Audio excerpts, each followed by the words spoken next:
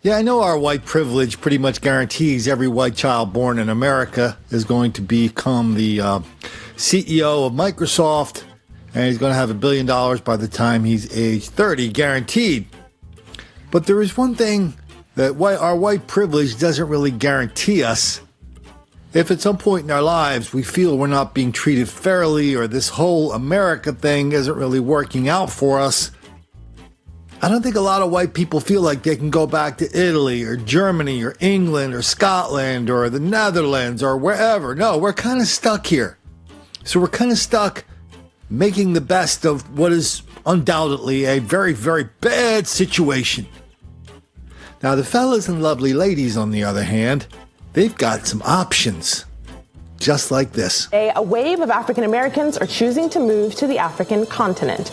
But why? And what happens when they get there? Returning to the land of their forefathers in search of inner peace. It has its ups and downs, of course, but I love being near the water. I love the peace. It's taken time for Cicely Williams to adapt to her new life in Ghana. But she was pushed to make the move, saying she no longer felt at home back in the United States. Right at that time where we had a lot of killings of black males and black females by the police, Trump was just getting into office. So at that time, my family and I decided that we were ready to come back. The Cape Coast Castle was once one of the main departure points for slaves that were being sent to America. Tens of thousands of Africans left the continent from this very hall. Right. So if you survived your stay here, this was going to be your last point of call. Door of no return. It's become somewhat of a pilgrimage site as more and more Americans journey here to learn about their history. You know why I am African, or how you became African. She knows now that this is real. Ghana has labelled 2019 the year of return. The government aims to attract more of the African diaspora, just like Candice and Stephen Williams, who left Baltimore 2 years ago. A radical change. They've even adopted new names. Welcome back home. Thank you. What's your local name? My local name is Kojo. I'm Kofi. The market organizer is thrilled to see that Americans are moving here.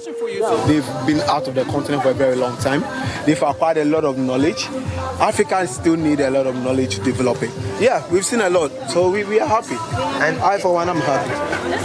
But despite his warm welcome, integrating into Ghanaian society hasn't been as straightforward as they'd expected. You know, because of our complexion or our accent, some people refer to us as white. You know, they don't know what a black American is. And despite being swamped in red tape and the trouble of finding a job, the former instructor has no regrets. You can see my hair was a lot shorter then. Their children and grandchildren have all stayed behind. There's no better place to be for me than on the land of my origin. Why? Because I am an African woman. They've even done a DNA test to find out more about their African ancestry. I believe this one is yours. The couple are planning on starting an organisation to help other African Americans who want to make the move to Ghana. Nathania took the leap over 20 years ago, when he moved here from New York. This place, we started it in around 1995 or thereabout, and there was nothing but coconut trees and high grass here. He opened this hotel near the Cape Coast Castle. He's seen generations of African Americans settle here and says misconceptions about the continent are almost a thing of the past. African Americans are now opening up to the reality that Africa is not a land filled with jungles and people living in tree houses. And, people are seeing that there's real development and growth and opportunity going on in Africa. Some are looking to reconnect with their past, while others seek new opportunities. Several thousands of African Americans have already made the move, and the trend is showing no sign of slowing down.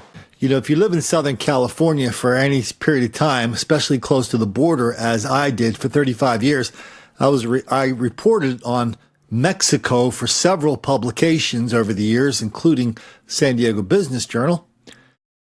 Anyway, it seems like every 5 or 10 years, the federal government would come through like this Baja California area below California, below the border, and they would just they would just nationalize all the beachfront property. They'd revoke all these complicated real estate agreements that Americans use to buy property in Mexico near the water. And it was just one big nightmare of property rights and law and the rule of law. And it was strictly who you knew, who you paid off, all that kind of stuff. Please, sir, I want some more. I've seen dozens of these stories on the fellas and their lovely ladies going back to their homeland. I haven't seen one story talking about, well, what about the rule of law? What about your property? What about the generalissimo running the outfit? How's that working out? Is it working out long term? And I wonder who's going to be the first one to do the story when they do the obligatory Ghana story, when you go through that hallway where all the slaves, the slaves pass through before their journey to the New World. By the way, most of the slaves went to South America. Bam! Who's going to be the first one to say, yeah, the only reason black people passed through the portal is because one group of black people was selling the slaves to the slave masters, whoever they were. So I don't know who those people were, but chances are we just saw some of their descendants on this video. Yeah, the people who were capturing the slaves and selling them, who for some reason get a free ride, mostly because reminding people that black people were intimately involved in the slave trade, both in South America, both in America, and in bringing white slaves to Africa. Well, reminding people of that, yeah, that will make the black kids angry.